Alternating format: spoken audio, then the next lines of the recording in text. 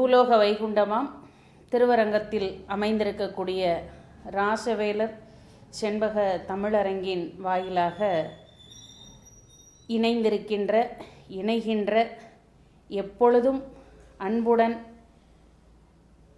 நம்மை ஆதரித்து வருகின்ற தமிழ் உறவுகள் அனைவருக்கும் என்னுடைய வணக்கத்தை உரித்தாக்கிக் கொள்கின்றேன்.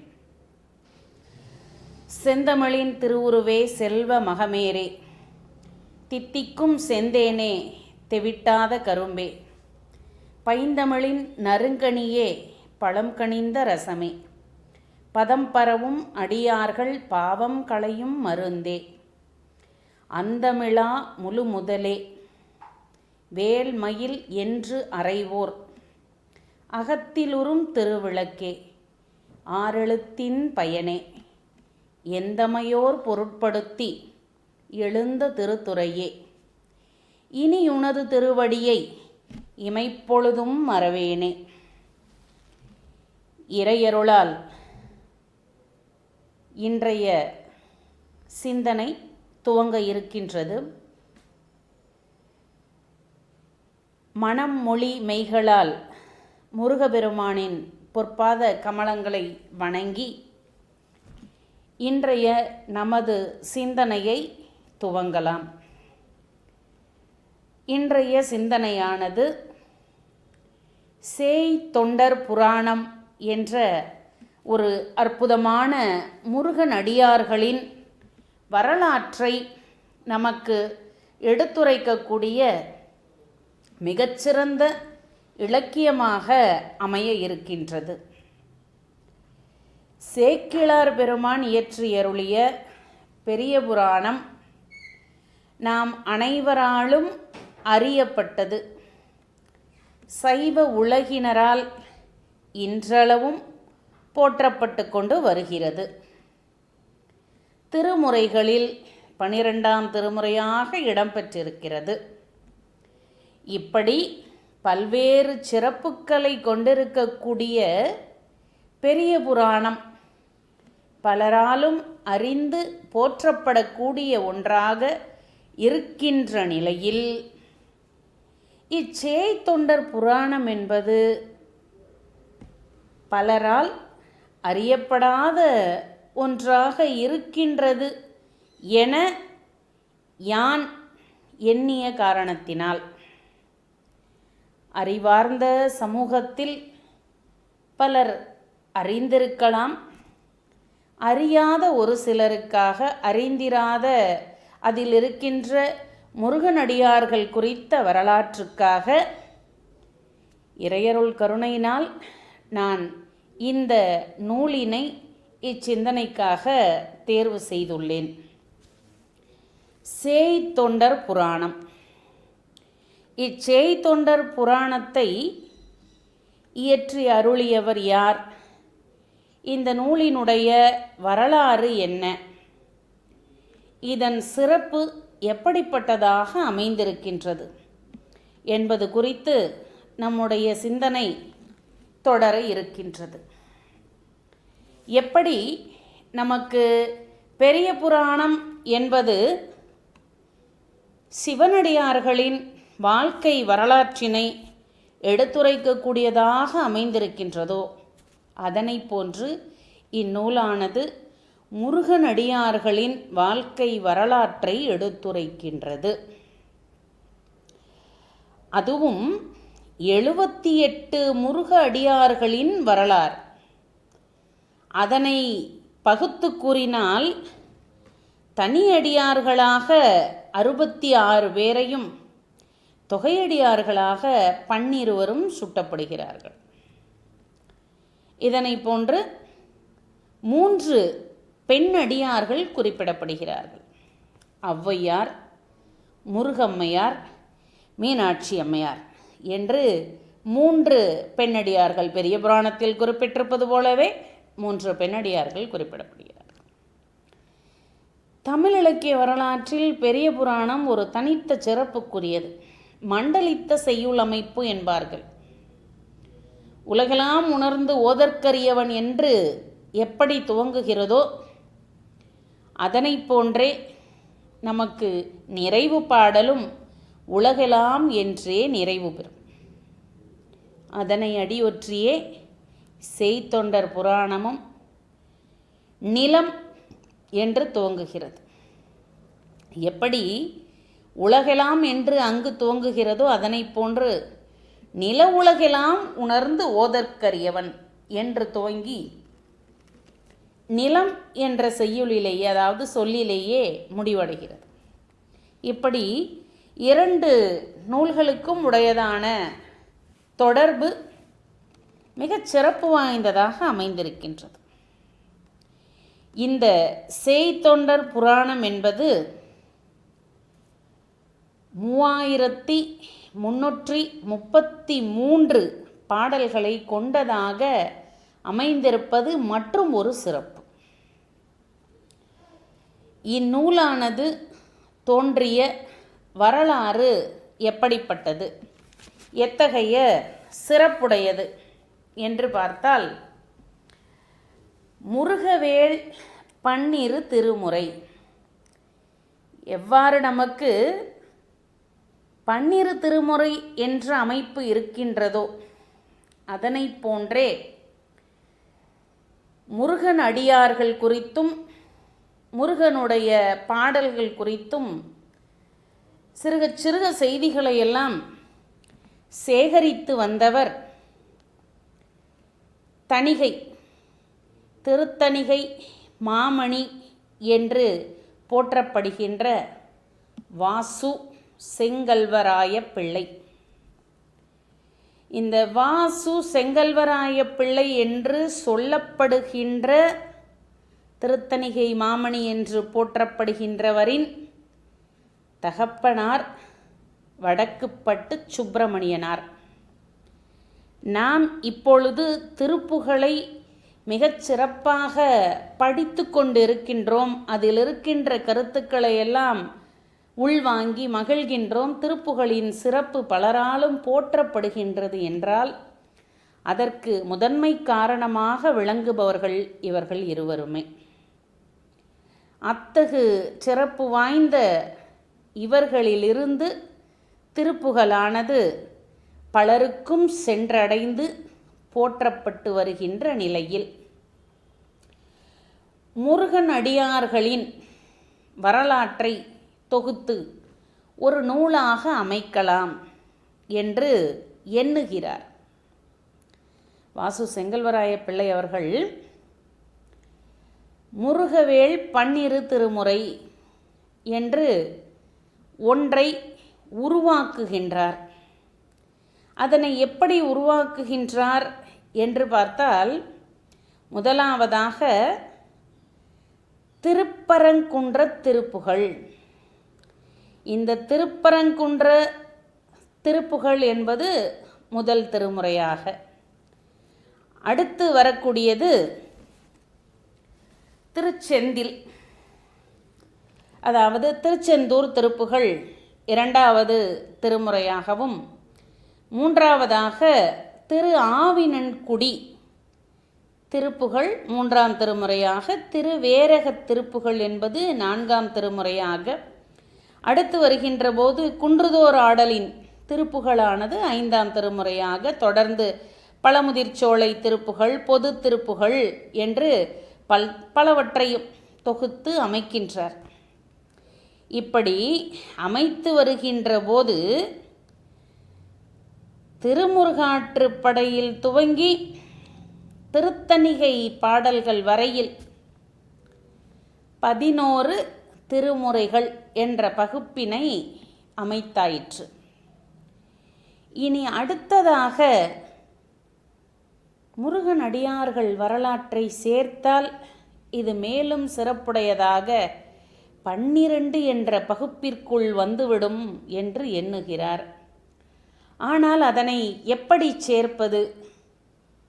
பெயரையெல்லாம் முடிவு செய்து விடுகின்றார். செய்தொண்டர் புராணம் என்று அமைப்பதாக முடிவு செய்து இதனை எவ்வாறு நாம் சேர்ப்பது, அமைப்பது என்று சிந்திக்கின்றார். தான் தொகுக்கின்ற ஒரு நூல்களுக்குள்ளாக தன்னுடைய படைப்பே இடம்பெற்றால் எவ்வாறு இருக்கும் என்ற ஒரு சிறிய அச்சம், அது அச்சம் என்று கூட இல்லாது தன்னடக்கம் என்று குறிப்பிடலாம். ஏனென்றால் செய்தொண்டர் புராணம் என்பதை எண்ணியிருந்தால் அவரே கூடிய முழு ஆற்றலையும் அவர் பெற்றிருந்தார் என்பதை அனைவரும் அறிவோம். இருப்பினும் இந்த செய்தொண்டர் புராணம் என்பதனை யாராவது இயற்றினால் நன்றாக இருக்குமே, அப்படி ஒரு வாய்ப்பு நமக்கு கிடைக்காதா என்று எண்ணி இருக்கின்ற வேளையில்தான் இறையருள் கைகூடி சுந்தரர் உலா என்ற ஒரு நூலானது அவருடைய கண்களில் படுகின்றது. சுந்தரர் உலா என்ற நூலினை படித்த அவருக்கு மட்டற்ற மகிழ்ச்சி. இந்த நூலினுடைய சொற்சுவையும் பொருட்சுவையும் மிகச் சிறப்பாக இருக்கின்றது. ஆகா, மிகவும் அருமை, நாம் தேடிக்கொண்டிருந்தவர் இவரே. இவரே நமக்கு செய்தொண்டர் புராணத்தை இயற்றித்தர வல்லவர் என்று இறைவன் காட்டியதாகவே எண்ணி அவருக்கு ஒரு கடிதத்தை எழுதுகிறார். அவர் யார் என்று பார்த்தால் தேனூர் வரகவி சொக்கலிங்கனார். தேனூர் வரகவி சொக்கலிங்கனார் என்பவர் இயற்றிய மிகச்சிறந்த ஒரு நூல்தான் செய்தொண்டர் புராணம்.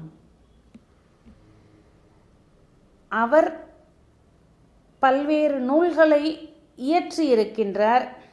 அப்படிப்பட்ட சூழலில் இவர் எழுதியிருந்த கடிதம் கிடைக்கப்பெற்று மிகவும் மகிழ்ந்து போகின்றார். கரும்பு தின்ன கூலியா, நானே எழுதுகின்றேன் என்ற ஒப்புதலும் அளிக்கின்றார். செய்தொண்டர் புராணத்திற்கான ஒரு அடிக்கோடு போடப்பட்டு விட்டது. ஆனால் சுந்தரருக்கு கிடைத்தது போல திருத்தொண்ட தொகையோ திருத்தொண்டர் திருவந்தாதியோ இல்லை. இதனை எண்ணி பார்த்த வரகவி சொக்கலிங்கனார் அந்த நூல்களை எல்லாம் வைத்து திருத்தொண்டர் புராணம் இயற்ற முடிந்தது, நமக்கு அப்படிப்பட்ட நூல்கள் இல்லையே என்று எண்ணியவராக திருத்தொண்டர் தொகை இயற்றியது போல திருத்தொண்டர் திருவந்தாதி இருந்தது போல தனக்கான நூல்களை அவரே எழுதுகின்றார். செய்தொண்டர் தொகை, செய்தொண்டர் திருவந்தாதி என்ற இரு நூல்களையும் எழுதி அவற்றிலிருந்து செய்தொண்டர் புராணம் என்பதனை அமைக்கின்றார். இப்படி தனக்கு இந்நூல் எழுதுவதற்கான வாய்ப்பு கிடைத்ததனை எண்ணி மிகவும் மகிழ்ந்து அந்த நூலினை இயற்றுவதற்கான வரையறையை முடிவு செய்து ஆண்டிற்குள்ளாக முடிக்க வேண்டும் என்று முருகனடியார்கள் பற்றிய செய்திகளை எல்லாம் எப்படி நமக்கு பெரிய புராணத்திற்கு முந்தைய நூல்களாக அல்லது அதனை பார்த்து அதிலிருந்து செய்திகளை திரட்டி எழுதுவதற்கு சேக்கிழாருக்கு திருத்தொண்ட தொகையும் திருத்தொண்டர் திருவந்தாதியும் அமைந்ததோ அதனை போன்றே செய்தொண்ட தொகையையும் செய்தொண்டர் திருவந்தாதியையும் ஏற்றிக்கொள்கின்றார். மேலும் நமக்கு எப்படி செய்தொண்டர் தொகையில் திருவாரூர் புகழ்ந்து கூறப்பட்டிருக்குமோ, ஆரூர் பிறந்த அம்மானுக்காளே என்று எப்படி கூறப்பட்டிருக்குமோ அதனை போன்றே இங்கு செய்தொண்டர் புராணத்தில் அம்மான் திருத்தணிகை அம்மானுக்காளே என்று அதனையும் பெரிய புராணத்தை அடியொற்றியே கொடுத்திருக்கின்றார். இவ்வாறு இந்த செய்தொண்டர் புராணம் என்பது முருகனடியார்களின் வரலாற்றை விளக்குகின்ற ஒரு மிகச்சிறந்த இலக்கிய நயம் வாய்ந்ததான பல்வேறு சொற்சுவை பொருட்சுவைகளையெல்லாம் உள்ளடக்கியதாக அமைந்திருக்கின்ற ஒரு நூலாக இருக்கின்றது. இதில் நமக்கு 8 முருகன் அடியார்கள் கூறப்பெற்றிருக்கிறார்கள் என்று பார்த்தாலும் அவர்களது பகுப்பு முறை எப்படியெல்லாம் அமைக்கப்பட்டிருக்கிறது என்றால் தனியடியார்களையும் குறிப்பிட்டு தொகையடியார்களும் சுட்டப்பெற்றிருக்கிறார்கள். 3 பெண்ணடியார்கள் சுட்டப்பட்டிருக்கிறார்கள். அடுத்ததாக அவர்களுடைய வரலாறு எவ்வளவுக்கெவ்வளவு எளிமைப்படுத்தி மக்களிடம் சேர முடியுமோ அந்த வகைப்பட்டதாக அமைக்கப்பட்டிருக்கிறது. இப்படி முருகனடியார்களின் வரலாறு கிடைத்துவிட்டது. அப்படி வரகவி சொக்கலிங்கனாரால், தேனூர் வரகவி சொக்கலிங்கனாரால் இயற்றப்பட்ட இந்த சேய் தொண்டர் புராணம் என்பது முருகவேள் 12 திருமுறையுள் 12ஆம் திருமுறையாக சேர்க்கப்பட்டு போற்றப்பட்டது. இந்த நூல்கள்தான் நமக்கு முருகவேள் 12 திருமுறை என்று வழங்கப்படுகின்றன. 12 திருமுறை என்ற பகுப்பு அனைவரும் அறிந்ததாக இருந்தாலும் இம்முருகவேள் 12 திருமுறை என்ற பகுப்பு அவ்வளவாக அறியப்படாத ஒன்றாக இருக்கின்றது. இப்படி முருகனடியார்கள் பற்றியதான அடியார்களின் வரலாற்றினை நமக்கு மிகச்சிறப்பான முறையில் இயற்றி கொடுத்த இத்தேனூர் வரகவி சொக்கலிங்கனார், தேனூர் என்பது திருச்சியின் அருகாமையில் இருக்கக்கூடிய ஒரு ஊர் என்பது மேலும் சிறப்பாக மகிழ்ச்சி தரக்கூடியதாக அமைந்திருக்கிறது என்று குறிப்பிடலாம். இப்படியாக அமைந்திருக்கக்கூடியதான இந்த செய்தொண்டர் புராணத்தில் முதலாவதாக இடம்பெற்றிருக்கக்கூடிய புராணம் யாருடைய புராணம் என்று பார்த்தால் செந்தில்வாள் அந்தணர் புராணம். இங்கு அமைந்திருக்கக்கூடிய இந்த நூலுள் நமக்கு மொத்தமாக 78 முருகனடியார்கள் பற்றி குறிப்பிட்டிருக்கிறார்கள். அந்த 78 முருக அடியார்களில் பெரிய புராணத்தின் அமைப்பு முறையானது முழுமையாக அப்படியே பின்பற்றப்பட்டு இருக்கிறது. பெரிய புராணத்தில் எத்தகைய முறை பின்பற்றப்பட்டு இருக்குமோ அம்முறைகள் அனைத்தும் பின்பற்றப்பட்டிருக்கிறது. அதனை அடிவொற்றியே பெரிய புராணம் தில்லைவாழ் அந்தணர்களை கொண்டு அமையப்பெற்றதாக இருக்கின்ற வேளையில் இங்கு செய்தொண்டர் புராணம் என்பது நமக்கு செந்தில்வாழ் அந்தணர்களை முதலாவதாக கொண்டதாக அமைகின்றது. இந்த செந்தில்வாழ் அந்தணர் புராணம் என்பது எப்படி அமைந்திருக்கிறது என்று பார்த்தால், ஏனென்றால் நூலினுடைய அமைப்பு முறை என்பது மிகவும் அதிகம். ஆகையால் ஒவ்வொரு அடியார்களை பற்றியதான சிறு குறிப்புகளை மட்டுமே நான் எடுத்து கூறுகின்றேன். அப்படி அடியார்களை பற்றியதான சிறு குறிப்புகளை தருகின்ற போது அவர்களை பற்றியதான ஒரு சிறிய அறிமுகம் கிடைக்கும். அந்த எண்ணத்தில்தான் இந்த சிந்தனை துவங்கியுள்ளது. அதில் நாம் பார்க்க இருக்கின்ற முருகனடியார்களில் முதலாவதாக குறிப்பிடப்படுபவர்கள் செந்தில்வாழ் அந்தணர்கள். இந்த செந்தில்வாழ் அந்தணர்கள் எத்துணை பேர் என்பதனை ஆசிரியர் எவ்வாறு குறிப்பிடுகிறார் என்று பார்த்தால், 2 2000 பேர் என்கின்றார். நமக்கு தில்லைவாழ் அந்தணர்கள் மொத்தமாக 3000 பேர் என்று குறிப்பிடப்பட்டிருக்கும். அதனை போன்று இங்கு செந்தில்வாழ் அந்தணர்கள் 20 என்று குறிப்பிடப்பட்டிருப்பது சிறப்பு. இங்கு செந்தில்வாழ் அந்தணர் புராணத்தில் என்ன குறிப்பிடப்படுகிறது, எச்செய்தியானது சொல்லப்படுகிறது என்று பார்த்தால், இங்கு முதலாவதாக குறிப்பிடப்படுகின்ற ஒரு ஊர் சேய்ஞலூர்.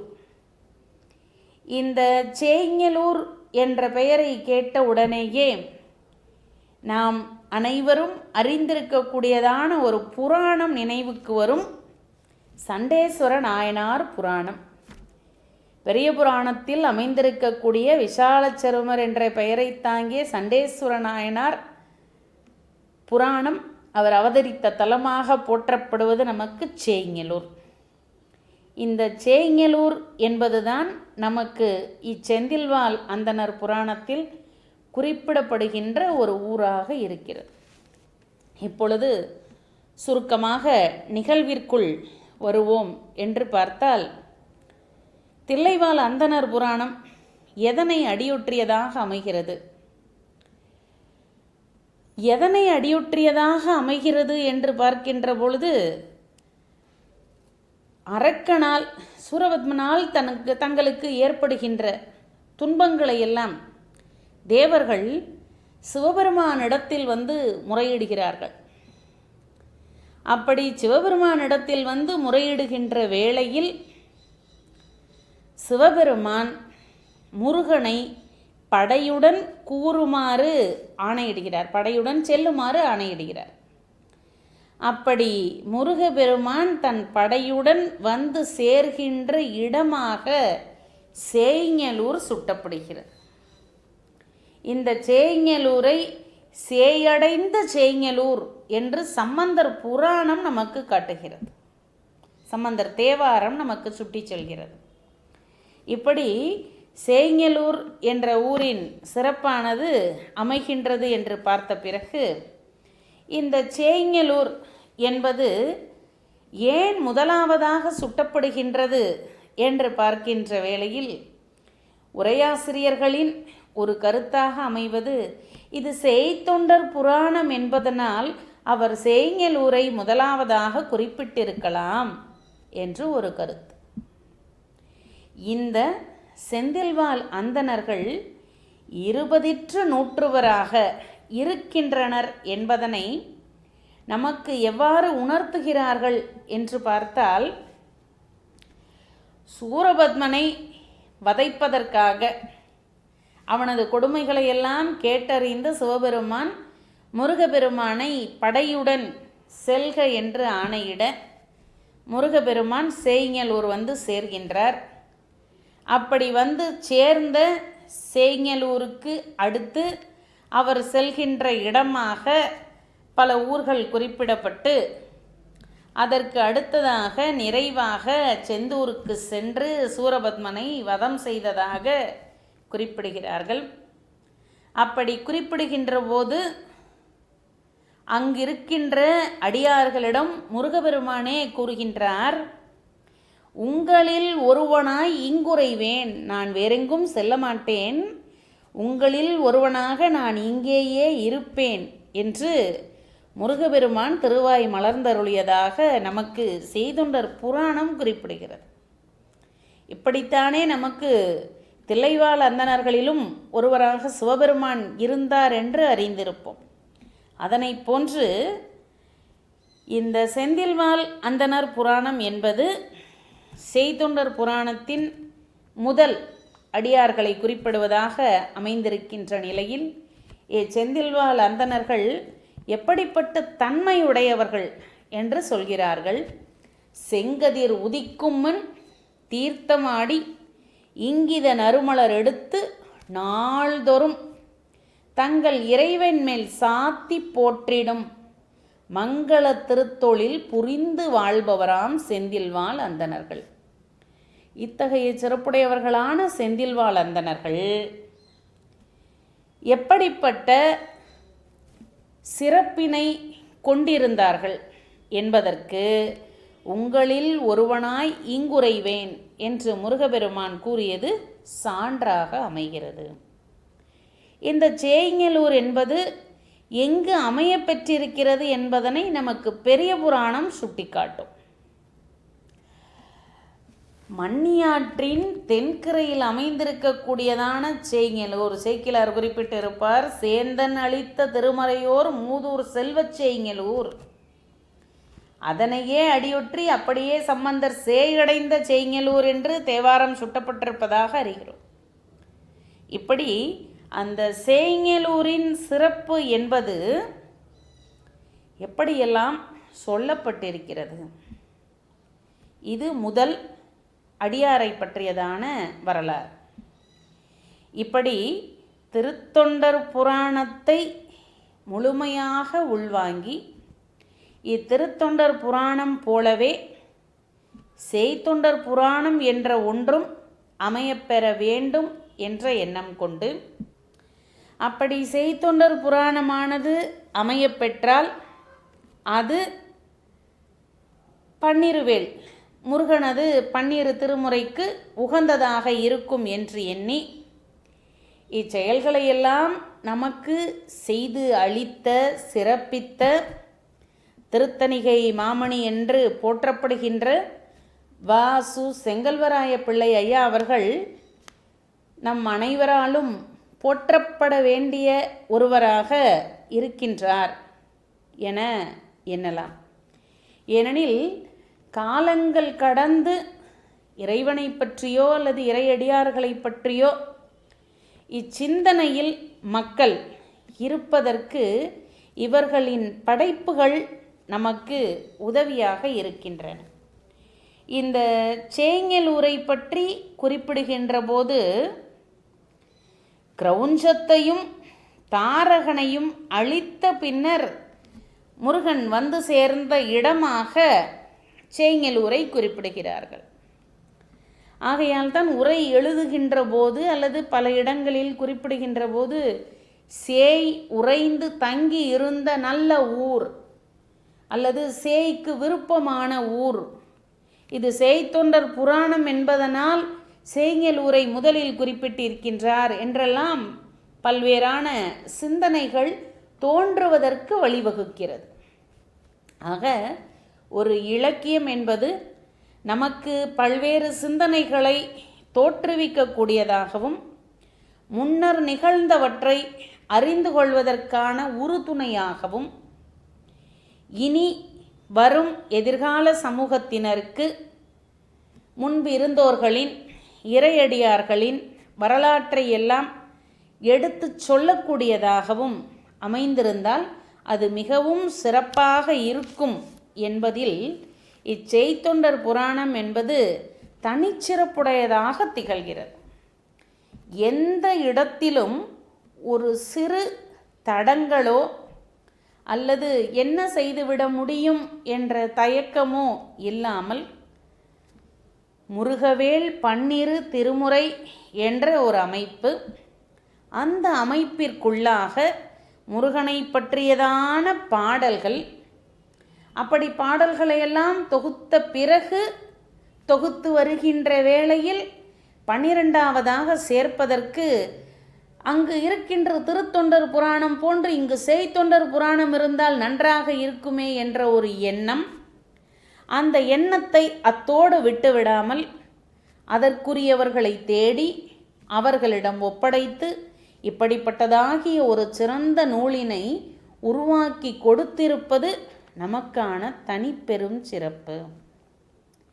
இங்கு முருக அடியார்களை பற்றி குறிப்பிட்டிருக்கின்ற இடத்தில் முருகப்பெருமானால் நேரடியாக உய்மொழி மந்திரம் ஓதப்பெற்றவர்களாக 3 குறிப்பிடலாம் என்ற ஒரு சிந்தனையானது தோன்றுகிறது. முருகப்பெருமானால் நேரடியாக உய்மொழி மந்திரம் பெற்றவர்கள் என்று பார்க்கின்ற போது முதலாவதாக சிவபெருமானையும், அடுத்ததாக குருமுனி என்று போற்றப்படுகின்ற அகத்தியரையும், இவர்களுக்கு அடுத்து திருப்புகழ் பாடி முருகனின் அவதாரமாகவே போற்றப்பட்ட சிறப்பிக்கப்பட்ட அருணகிரிநாதரையும் கொள்ளலாம். இவர்கள் முருகப்பெருமானால் நேரடியாக அருள் பெற்றவர்கள் அல்லது உய்மொழி மந்திரம் ஓதப் பெற்றவர்கள். அதாவது இங்கு சிவபெருமானை சேர்ப்பதன் காரணம் அவர் தந்தைக்கு உபதேசம் கூறினார் என்ற ஒரு சிந்தனையால் மட்டுமே கொல்லப்படுகிறது. இப்படி முருகனது சிறப்புக்கள், முருகன் அடியாரது வரலாறு, அவர்களை பற்றியதான தனித்துவமான சிந்தனைகள். ஏனென்றால் ஒரு திருத்தொண்டர் புராணம் இருக்கிறது, அதனை போன்றதாகவே ஒரு சேய்த்தொண்டர் புராணம் என்றால் எங்கோ ஒரு இடத்தில் மாற்றம் பெற்று ஏதோ ஒரு கருத்தில் மாற்றம் பெற்று இருப்பதாக அல்லாமல் ஆதி முதல் அந்தம் வரையிலாக அனைத்தும் அப்படியே அந்நூலினை போலவே இருக்கின்ற சிறப்பு இச்செய்த்தொண்டர் புராணத்தில் அமையப்பெற்றிருக்கிறது. இந்நூலினுடைய சருக்கங்களின் அமைப்பும் பெரிய புராணத்தை போன்றதாகவே. ஏனென்றால் நமக்கு இந்த திருத்தொண்ட தொகையினை அடிப்படையாக வைத்து பெரிய புராணத்தின் சருக்க தலைப்புகள் கொடுக்கப்பட்டிருக்கும்.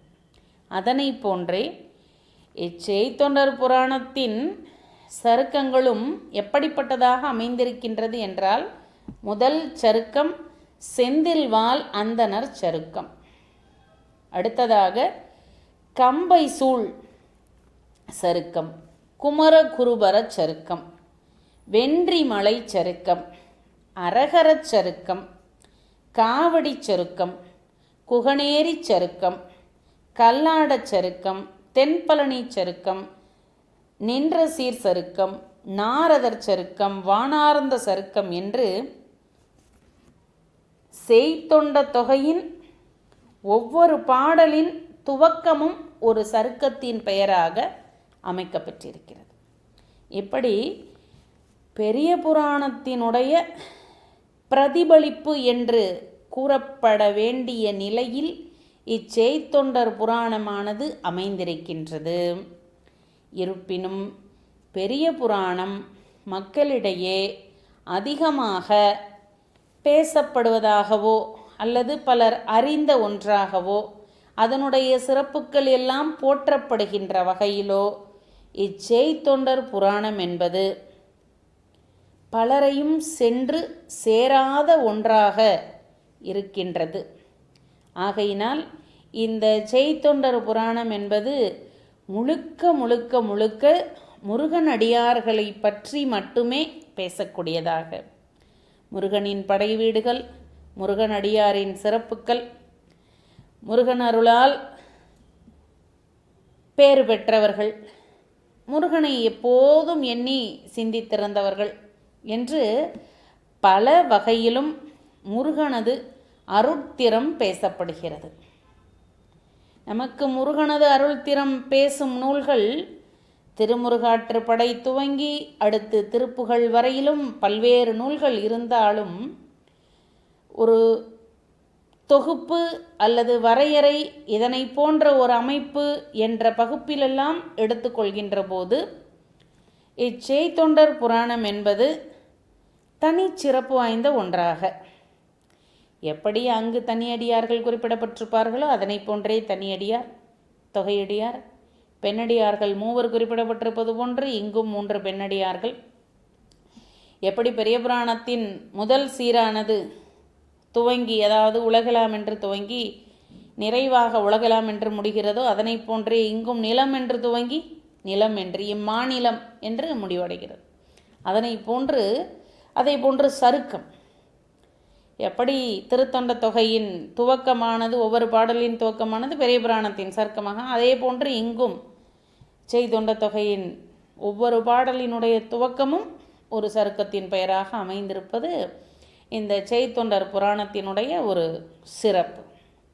இப்படி இந்த நூலானது முருகனடியார்களை பற்றி கூறுகின்ற தனித்த சிறப்புடையது என்றாலும் முதலாவதாக அமையப்பெற்றிருக்கின்ற இந்த செந்தில்வாள் அந்தணர் புராணம் என்பது நமக்கு பல்வேறான இயற்கை சூழல்கள், உவமை நயங்கள், அடுத்து அங்கு இருக்கக்கூடிய ஊரினது சிறப்புக்கள், அங்கு கோவில் கொண்டிருக்கக்கூடிய முருகப்பெருமானின் அருட்திறம் என்று பல்வேறு செய்திகளையும் தன்னுள் கொண்டதாக இறுதியாக நிறைவுக்கு வருகின்ற வேளையில் அங்கே இருக்கக்கூடிய அடியார்களை எல்லாம் எப்படி கூறிவிடுகின்றார் என்று பார்த்தால் 21 அதிலும் அவர்களை குறிப்பிடுகின்ற போது இவர்களுக்கெல்லாம் சேர்த்த பெயராக என்ன அமைத்து குறிப்பிடுகிறார்கள் என்று பார்க்கின்ற போது திரிசுதந்திரர்கள் என்று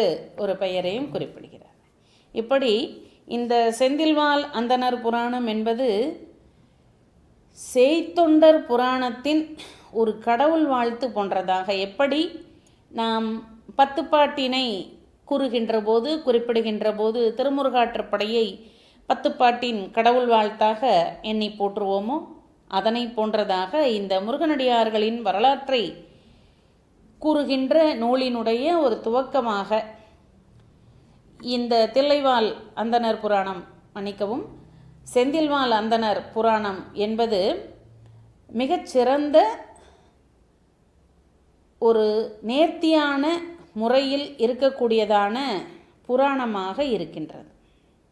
ஆக இந்த செய்தொண்டர் புராணம் என்பது தேனூர் வரகவி சொக்கலிங்கனாரால் இயற்றி இவ்வுலகில் உள்ளோரால் போற்றப்பட வேண்டும் என்ற எண்ணம், இறையருளானது நமக்கு யாரால் கிடைக்கப் பெற்றிருக்கிறது என்பதுதான் வாசு செங்கல்வராய பிள்ளை அவர்கள் திருத்தணிகை மாமணி என்று போற்றப்படுகின்ற இன்று திருப்புகழை நாம் அறிந்து போற்றுவதற்கு பாடுவதற்கு வழிவகுத்து தந்தவராக எண்ணுகின்ற வாசு செங்கல்வராய பிள்ளையை அவர்களை குறிப்பிட வேண்டும். அத்தகைய சிறந்த நிலையில் நமக்கு கிடைத்திருக்கக்கூடிய ஒன்றுதான் இந்த செய்தொண்டர் புராணம் என்பது.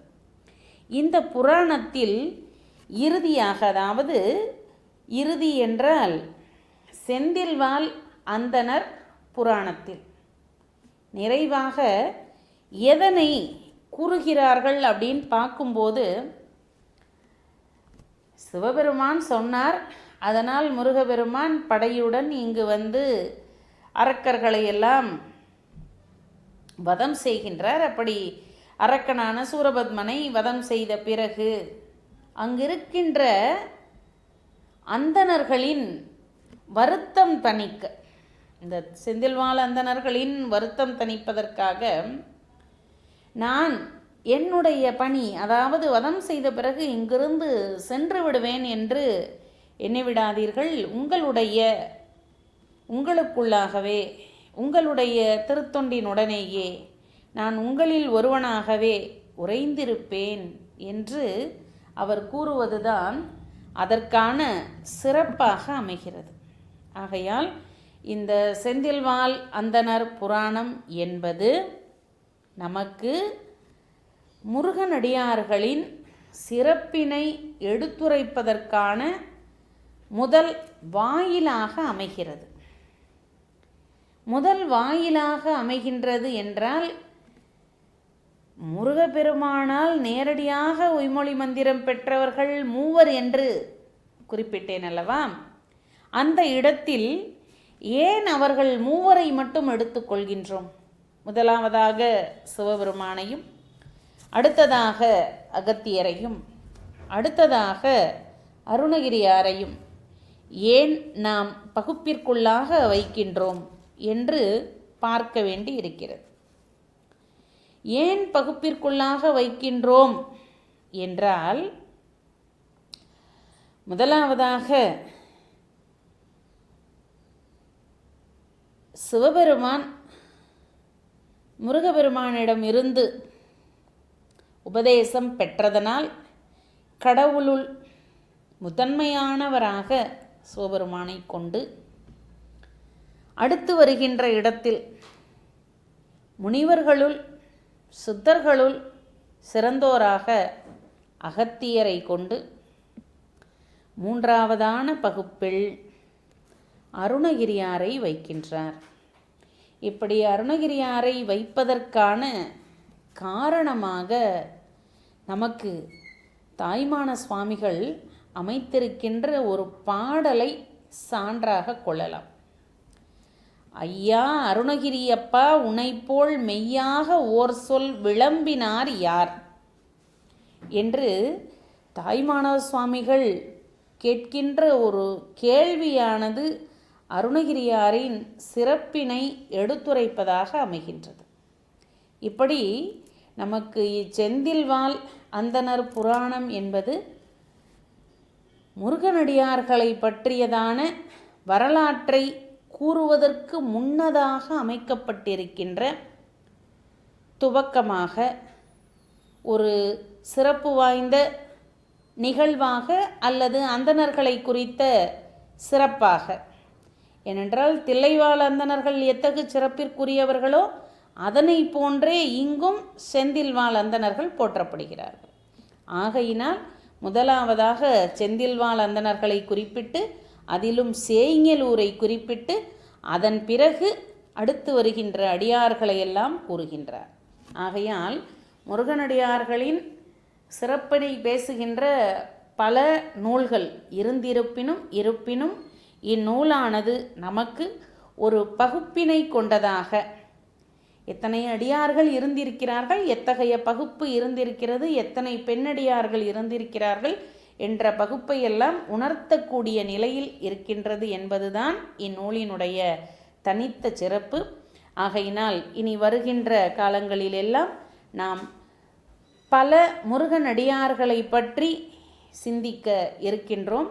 ஆகையினால் ஒவ்வொரு நிகழ்விலுமாக பல முருகன் அடியார்களை பற்றி சிந்திப்பதற்கான வாய்ப்பு இருக்கிறது என்பதனை மட்டும் தெரிவித்துக்கொண்டு உங்களிடமிருந்து விடைபெறுகிறேன். நன்றி, வணக்கம்.